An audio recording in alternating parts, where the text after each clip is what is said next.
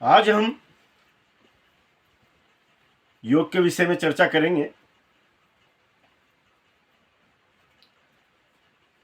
पतंजलि योग सूत्र हमें पूर्ण अनुशासन की ओर, पूर्ण ज्ञान की ओर ले जाता है। योग क्या है?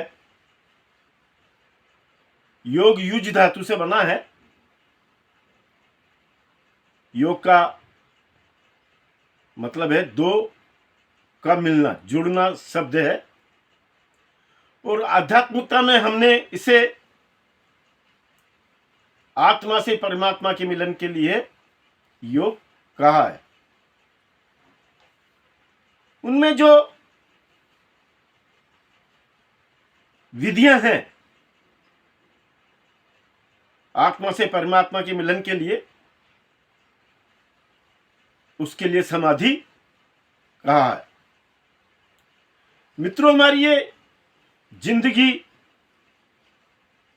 सभी तरह से व्यसनों में जाते हुए धीरे धीरे समाप्त होती जा रही है। और जो अनियमित दिनचर्या जीते हैं उनकी तो मौत भी कब सिराने आकर खड़ी हो जाए वो नहीं कह सकते।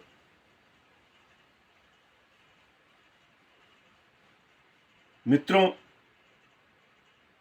इसलिए मनुष्य को योग की ओर आकृष्ट होना ही चाहिए। ये जिंदगी तो आखिर एक दिन हमें साथ छोड़ करके जाना ही है। इसे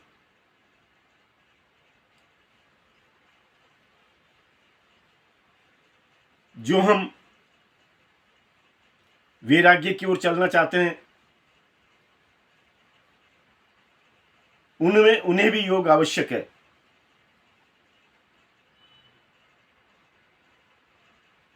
वस्तुओं की तरफ से उदासीनता, विषय भोग की ओर से उदासीनता का भाव हमें योग में आगे बढ़ाता है। इसका पहला सूत्र है अथ योगा अनुशासन। पतंजलि योग प्रदीप में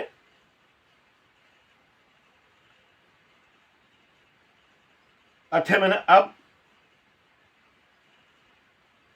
योगा अनुशासन। योग हमें अनुशासन भी सिखाता है। समय से उठना, समय से सोना, भोजन वगैरह सब व्यवस्थाओं के बारे में आगे इसमें चर्चा करेंगे हम लोग।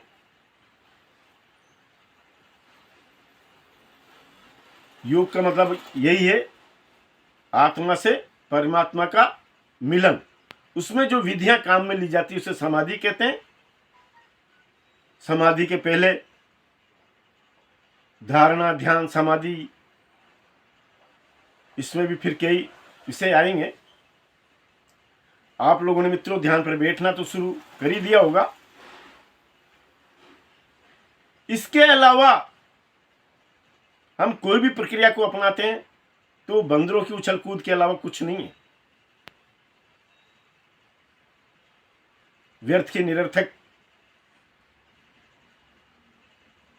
कार्य है। उसी में ही आप जिस कार्य को आप कर रहे हैं, चाहे आप मंदिर में जा रहे हैं, कहीं भी जा रहे हैं, उसी में अपनी एकाग्रता को बनाने की कोशिश करें। योगश्चित्त वृत्ति निरोध है। योग से मित्रों चित्त की, मन की जो वृत्तियां, उनका भी निरोध होता है। यानी कि वो विषय भी समाप्त होते हैं जो हमारे। आप जब ध्यान पर बैठते हैं तो आपने एक बात देखी होगी कि न जाने कौन कौन से विचार उस समय में जाकर के उत्पन्न होते हैं दबे दबाए। और एक विचार कहता है कि हटता नहीं, कि दूसरा विचार आ जाता है, तीसरा विचार आ जाता है। दिन भर में हमारे चर्चाओं में कोई विशेष बात रहती है तो उस समय में वो भी विचारों में आती है। तो योग मन की उन वृत्तियों को भी समाप्त करता है। आप किसी भी तरह से रुग्ण हो, कैसे ही बीमार हो, और आपने ध्यान पर बैठना शुरू कर दिया तो आप देखेंगे कि जब ध्यान का समय होता है तो वो बीमारी जाने का स्वतः समाप्त हो जाती है और आपकी ध्यान की एकाग्रता बनती हुई चली जाती है। जब तक हम मन को शुद्ध नहीं करते तब तक आपको आत्मा के दर्शन नहीं होंगे। ये उसी तरह से है जैसे गंदा पानी है तो आप उसमें चंद्रमा के प्रतिबिंब को नहीं देख सकते। पानी हिलोरे ले रहा है तो फिर आपका चंद्रमा भी हिलोरे लेता हुआ नजर आएगा। और जब पानी शांत है और चंद्रमा ऊपर खिला हुआ है तो फिर आप उसके प्रतिबिंब को जैसा कि जैसा उस जल के अंदर देख सकते हैं। उसी तरह से मित्रों, हमारी आत्मा को जानने के बारे में है, देखने के बारे में है। आत्मा इन बाहरी आंखों से नजर नहीं आती है, लेकिन हम जब ध्यान की गहराई में अंदर की ओर देखते हैं, और जब मैंने कहा ना मन जब शांत हो, हिलोरे उठना बंद हो जाए, इस तरह से हमारी जब एकाग्रता बन जाती है तो आत्मा भी स्वतः नजर आती है, दर्शन दे करके ही जाती है। मित्रों, जो भी ध्यान के उसमें विषय में बैठे हुए हैं वो इस बात को जान लें। मैंने एक बात आपसे पहले भी कही है, फिर कहता हूं कि मैं आपको ज्यादातर अनुभूत बातें ही बताने की कोशिश करूंगा, गपाष्टिकें नहीं।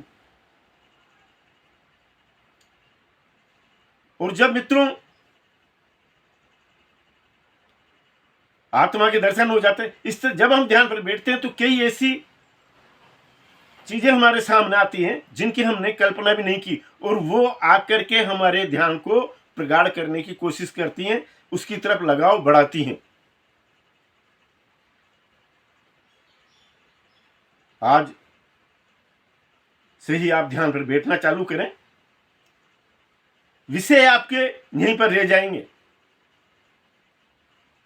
और मित्रों, शरीर तो आखिरकार एक दिन छोड़ करके जाना ही है, यहीं पर ही। और ये जितने भी सामान इकट्ठा कर रहे हैं वो भी यहीं पर ही रह जाना है। ध्यान एक ऐसी वस्तु है